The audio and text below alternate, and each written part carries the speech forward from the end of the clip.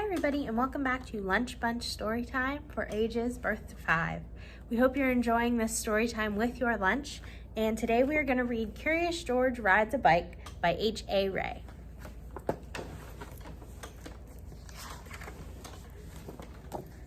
This is George. He lived with his friend, the man in the yellow hat.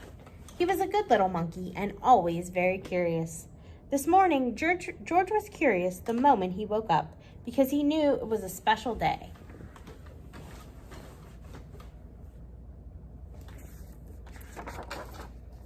At breakfast, George's friend said, "Today we are going to celebrate because just 3 years ago this day, I brought you home with me from the jungle. So tonight I'll take you to the animal show, but first I have a surprise for you." He took George out to the yard where a big box was standing.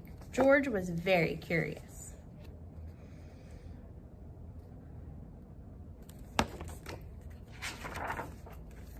Out of the box came a bicycle.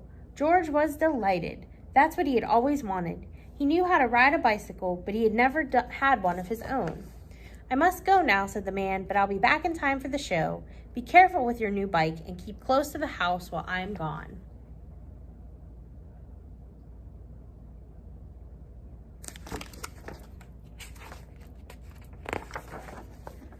George could ride very well. He could even do all sorts of tricks. Monkeys are good at that. For instance, he could ride this way with both hands off the handlebars. And he could ride this way like a cowboy on a wild bronco. And he could also ride backwards. But after a while, George got tired of doing tricks and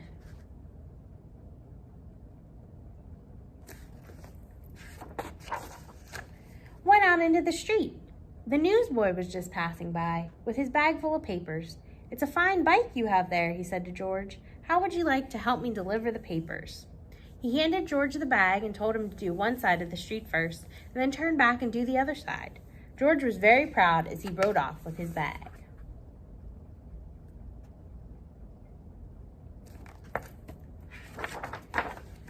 He started to deliver the papers on one side of the street as he was told.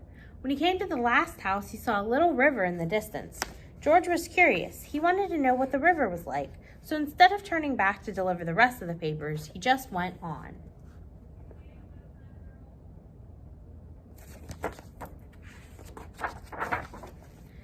There was a lot to see at the river. A man was fishing from the bridge, a duck family was paddling downstream, and 2 boys were playing with their boats. George would have liked to stop and look at the boats, but he was afraid the boys might find out that he had not delivered all the papers, so he rode on.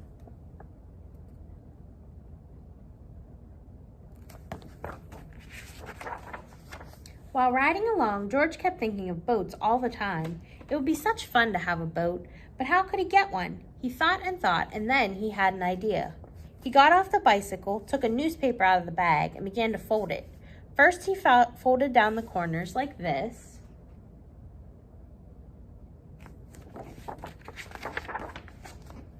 Then he folded up both edges, brought the ends together, and flattened it sideways. Then he turned one corner up, then the other one, and brought the ends together, and flattened it sideways. Then he gently pulled the ends open, and there was his boat. Now the moment had come to launch the boat. Would it float? It did. So George decided to make some more boats. Finally, he had used up all the papers and had made so many boats that he could not count them, a whole fleet.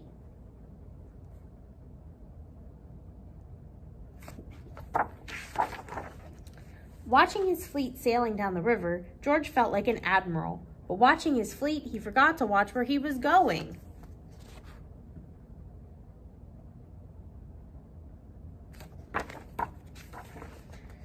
Suddenly, there was a terrible jolt. The bicycle had hit a rock, and George flew off the seat head first. Luckily, George was not hurt, but the front wheel of the bicycle was all out of shape, and the tire was blown out.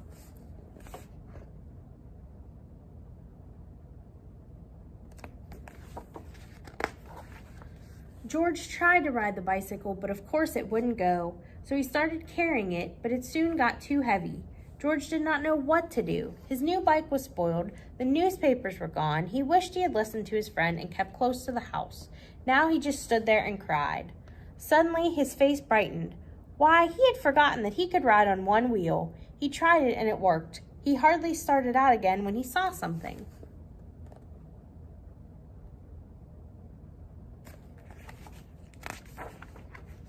he had never seen before, rolling toward him, came an enormous tractor with huge trailers behind it.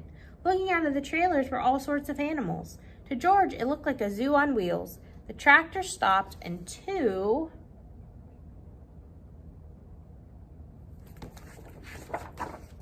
men jumped out. "Well, well," said one of the men, "a little monkey who can ride a bronco fashion. We can use you in our animal show tonight. I am the director of the show, and this is Bob. He can straighten your wheel and fix that flat in no time, and then we'll take you along to the place where the show is going to be." So the three of them got into the cab and drove off.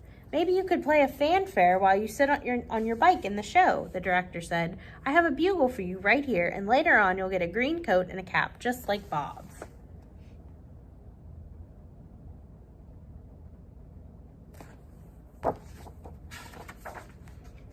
On the show grounds, everyone was busy getting things ready for the show. "I must do some work now," said the director. "Meanwhile, you may have a look around and get acquainted with all the animals, but you must not feed them, especially the ostrich, because he will eat anything and might get very sick afterwards."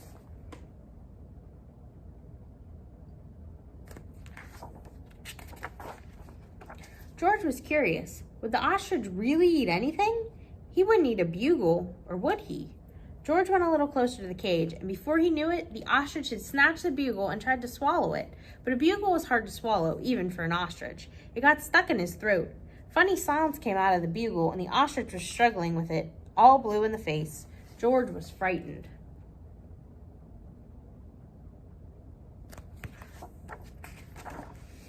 Fortunately, the men had heard the noises. They came rushing into the cage and got the bugle out of the ostrich's throat just in time. The director was very angry with George. "We cannot use little monkeys who don't do as they are told," he said. "Of course, you cannot take part in the show now. We will have to send you home." George had to sit on the bench all by himself, and nobody even looked at him. He was terribly sorry for what he had done, but now it was too late. He had spoiled everything.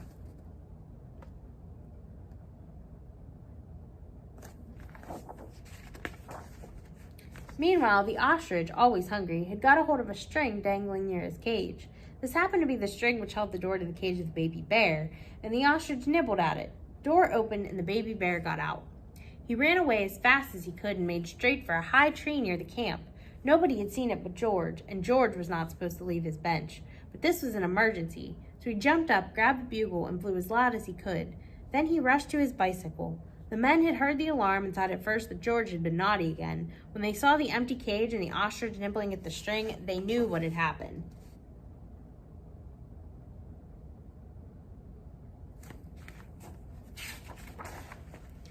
George raced toward the tree far ahead of the men. By now the bear had climbed quite high, and this was dangerous because little bears can climb up a tree easily, but coming down is much harder. They may fall and get hurt. The men were worried. They did not know how to get him down safely, but George had his plan. With a bag over his shoulder, he went up the tree as fast as only a monkey can, and when he reached the baby bear,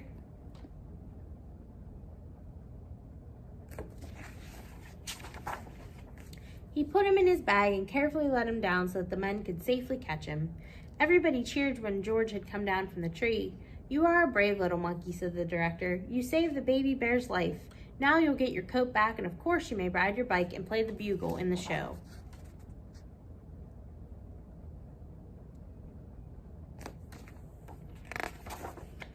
Finally, the show was on.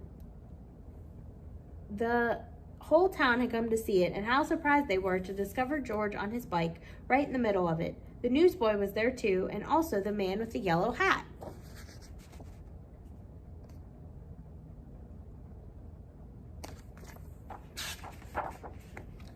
Who had been looking for George everywhere and was happy to have found him at last. The newsboy was glad to have his bag again, and the people from the other side of the street whose papers George had made into boats were not angry with him anymore. When the time had come for George to say goodbye, the director let him keep the coat and the cap and the bugle, and then George and his friend got into the car and went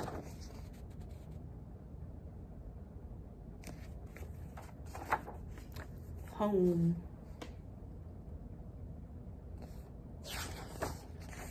And that says good night. And that is the end of our story. We hope you enjoyed it with lunch today. We hope you're enjoying summer, and we can't wait to see you back at the library soon. Have a great day.